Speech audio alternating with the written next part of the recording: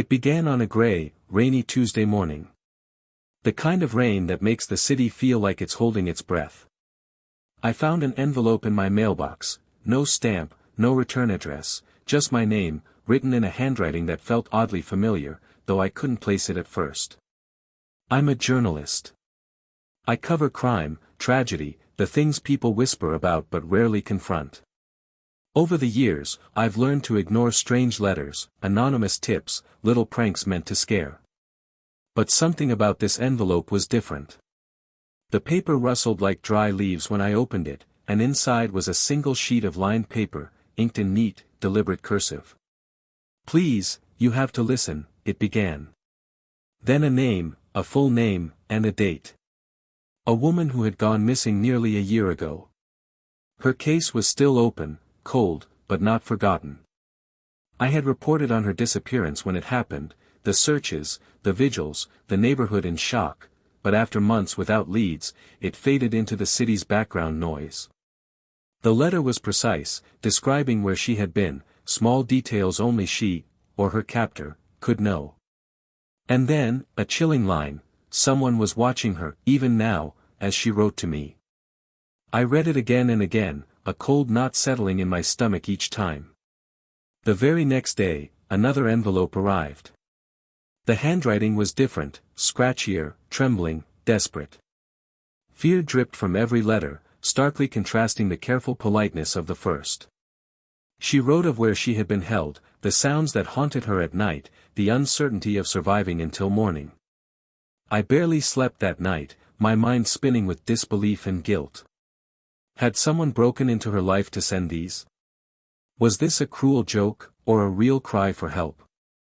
I contacted the police. At first, they were skeptical. Letters without postmarks or fingerprints couldn't be verified. But when I recited details only her closest friends knew, the tone changed. They wanted the letters. They needed them. By then, I had started cataloging them.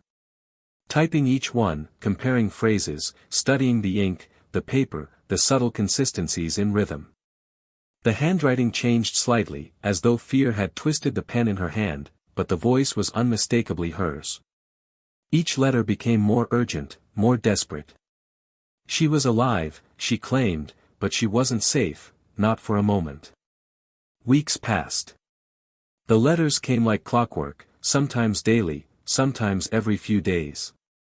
Shadows moved across her descriptions of rooms at night, whispers filled the silence, walls seemed to close in as she tried to sleep. She spoke of hope occasionally, a plan, a person who might rescue her, but each glimmer was fleeting, drowned almost immediately by terror. I began noticing patterns. Small codes hidden in plain sight, words underlined, letters emphasized, subtle anomalies that could be a message. My journalist instincts took over. I mapped words against the city, streets, abandoned buildings, even cemeteries. And then, late one night, I saw it, coordinates, encoded in the letters. A location on the outskirts of the city. I took it to the police immediately. They assembled a team, and we drove through rain-soaked streets, tension thick in the air, following directions encoded by someone in terror, or someone who wanted the terror to persist. We arrived at a decayed warehouse, shuttered and silent. The smell of mildew and rot hit us before we even stepped inside. Inside, there was evidence someone had lived there temporarily, food wrappers, a sleeping bag, scraps of clothing, but no person. Then we found it, a journal hidden beneath a floorboard, filled with letters matching the ones I had received. Each page smelled faintly of ink and fear. At the back, a final note, "They know I am writing. Soon, they will come for me." After that, the letters stopped. No envelopes, no messages, no more clues. The investigation expanded, but nothing emerged. Whoever wrote those letters vanished, leaving me with the sense that I had been reading the final chapters of someone's life in real time, a story that ended before the end could be written. Months later, I still flinch at the sight of my mailbox.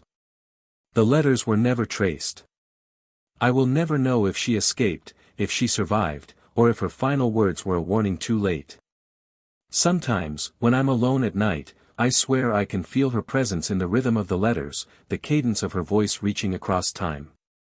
And I keep wondering, somewhere, someone else might be writing a letter, hoping that a stranger will listen. Because some voices never die. They just wait, patiently, for someone to hear them.